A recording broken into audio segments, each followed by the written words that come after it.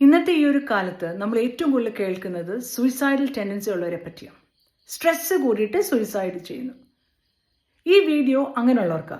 R you a person who wants to suicide? എനിക്ക് ജീവിതം മടുത്തു, എനിക്കിത് എടുക്കാൻ ഒക്കുന്നില്ല, സ്ട്രെസ് കൂടിയിരിക്കുകയാണ്, എനിക്ക് ജീവിതം മടുത്തു, I just don't want to live എന്ന് പറഞ്ഞിരിക്കുന്ന ഒരാളാണെങ്കിൽ this video is for you. നിങ്ങൾ പോയി സൂയിസൈഡ് ചെയ്താൽ ഈ ലോകത്തൊന്നും സംഭവിക്കാൻ പോകുന്നില്ലെന്ന് ഓർത്തുകൊള്ളുക. നിങ്ങളുടെ വീട്ടുകാർക്ക് പോയി, അത്രേ ഉള്ളൂ. നിങ്ങളുടെ ജീവിതം നിങ്ങൾ തീർത്ത് കിട്ടി. ഈ ബ്യൂട്ടിഫുൾ ആയിട്ടുള്ളൊരു ജീവിതം ജീവിക്കാനായിട്ട് എങ്ങനെ ജീവിക്കണം എന്ന് പഠിക്കാതെ ഞാൻ തോറ്റു എന്ന് പറഞ്ഞ് നിങ്ങൾ അങ്ങ് പോയി ചാകും.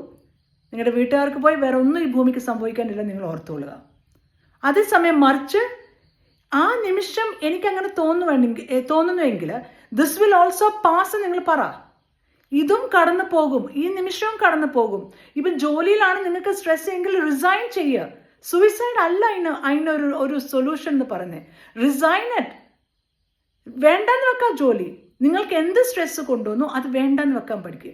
ഒരു സൊല്യൂഷൻ കണ്ടെത്താൻ നോക്കുക. മറ്റുള്ളവർ എന്ത് വിചാരിക്കും, എനിക്ക് ഈ ജോലി അറിയത്തില്ലല്ലോ, എനിക്കിത് എടുക്കാൻ ഒക്കത്തില്ലല്ലോ, അവരെന്നെ വഴക്ക് പറയുമല്ലോ, അവരെന്നെ അബ്യൂസ് ചെയ്യുമല്ലോ, എന്നെ ഓഫീസിൽ തെറി പറയുമല്ലോ, എന്നെ എല്ലാവരോടും കളിയാക്കുമല്ലോ. ഇതൊന്നും ഓർക്കാൻ വേണ്ട നിങ്ങൾ. ഇതൊന്നും സൂയിസൈഡിൻ്റെ ഒരു റീസണേ അല്ല. So please don't do it. This will also pass.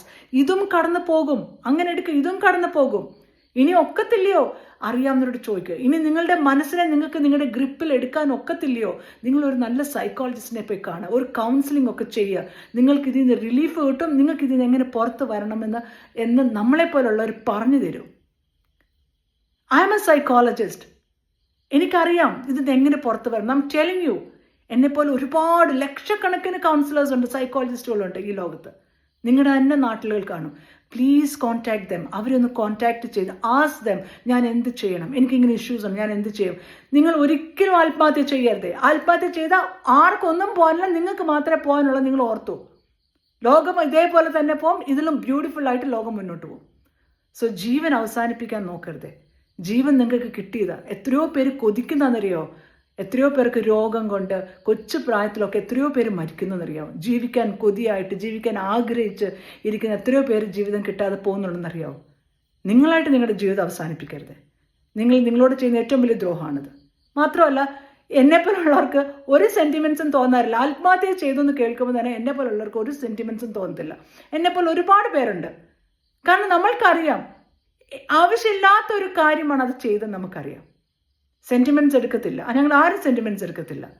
അതുകൊണ്ട് നിങ്ങൾ ആത്മഹത്യ ചെയ്താൽ നിങ്ങൾക്ക് തന്നെ അത് പോവും. എന്തെങ്കിലും സ്ട്രെസ് ഉണ്ടോ, ജീവിതത്തിൽ ഫ്രസ്ട്രേഷൻ ഉണ്ടോ, എടുക്കാൻ ഒക്കാതെ ഉണ്ടോ, please contact a counsellor, please contact a psychologist. അവർ പറഞ്ഞു തരും.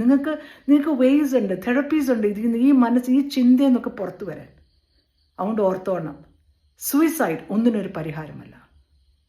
മനസ്സിലായോ? ഒന്ന് ചിരിച്ചേ. അങ്ങനെ ഒരു സ്ട്രെസ്സിലാണ് നിൽക്കുന്നെങ്കിൽ ഒന്ന് ചിരിക്കടോ. മനസ്സിലായി ഞാൻ പറയുന്നത്?